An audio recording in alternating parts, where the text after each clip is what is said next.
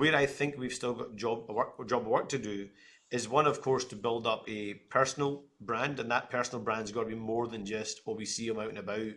It needs to be based on ideas and a vision for the country. I'm acutely aware of that, about building that positive alternative.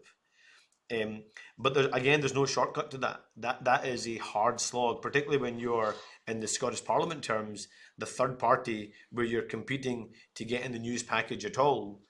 And people aren't even watching the news packages anymore unless they're of a certain age in terms of watching those television. People are now opting to choose what they watch, when they watch, through streaming, etc., and indeed via podcasts. So in that sense, the only way I can get cut through is being out there on the streets, the old style campaigning, doing more town hall events, doing more engagement events, doing more roundtables, doing more receptions, but then also building up our digital infrastructure. And let me give you an example of what I mean by digital infrastructure. When I took on the leadership 2 years ago, the average reach of the Scottish Labour Party across all our channels was 30,000 people a week.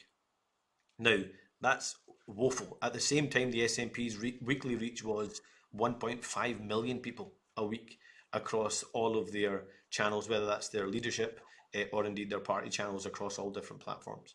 We have gone from 30,000 a week to now reaching almost a million people a week in terms of our digital channels. So that demonstrates the job of work we've got to do, partly on the street, partly round tables, partly in the Parliament, partly broadcast, partly digital.